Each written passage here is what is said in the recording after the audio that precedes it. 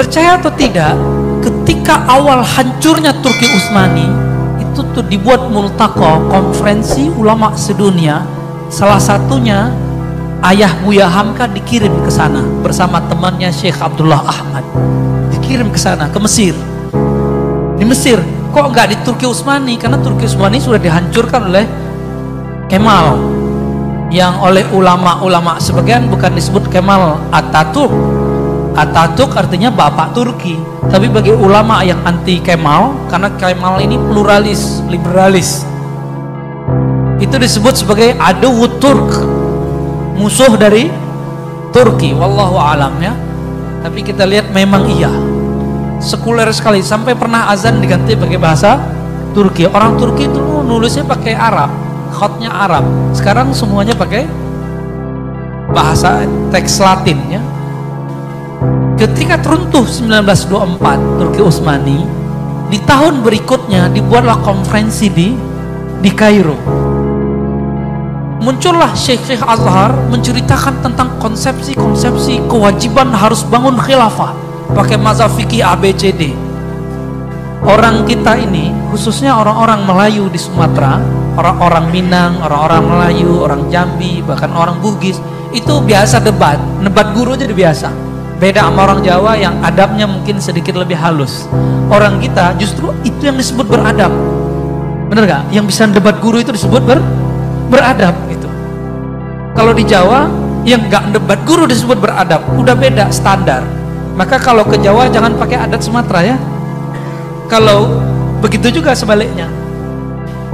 Syekh Abdul Karim Amrullah, walid Buya Hamka, orang tua Buya Hamka, langsung angkat tangan. Afwan ya Syekh, ente dari tadi ceramain kita sudah tahu semua apa yang ente jelasin. Kaget semua orang Arab. Ulama-ulama Arab gak ada yang berani mengkritisi Syekh Al-Azhar lagi ngomong. Akhirnya apa kata beliau?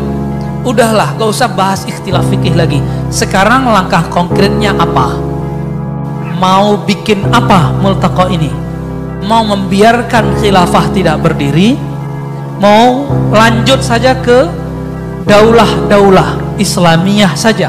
Jadi pecahan dari khilafah itu cukup negara-negara, nation state, negara-negara bangsa, bukan negara khilafah. Akhirnya mereka debat lagi, nggak selesai lagi. Multaqo, konferensi internasional itu tidak membuahkan apapun, tapi yang pasti mereka sepakat untuk tidak sepakat. Sepakat untuk tidak sepakat bangun khilafah, ataupun mereka sedang bingung, kita mau buat khilafah kayak gimana? Kenapa? Yang ikut konferensi cuma ulama, umaroknya nggak ada. Walhasil konferensinya seperti asap, nggak ada hasilnya. Tapi karena beliau berdebat, diundang ke Al-Azhar, lalu diminta presentasi. Ternyata Syekh Abdul Karim ini lama ngaji di Mekah dan pernah ngajar di Mekah. Murid Syekh Ahmad Khatib Minangkabau dan murid juga Syekh Bakri Syata. Walhasil fasih Arabnya luar biasa, karyanya juga bagus. Didaulatlah saat itu, dikasih doktor honoris causa dari Al-Azhar, doktor pertama. Ketika beliau pulang, beliau tidak pernah menyuarakan ayo bangun khilafah seperti khilafah Turki Utsmani. Nggak bisa lagi sudah. Lalu gimana? Kita lanjutkan negara ini dengan negara yang Islami. Maka mereka berjuang. Anaknya Buya Syekh Abdul Karim yang namanya Hamka berjuang di Masyumi.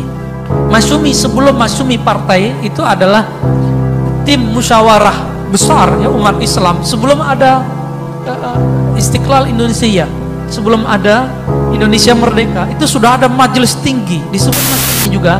Namun setelah merdeka baru disebut partai Masyumi.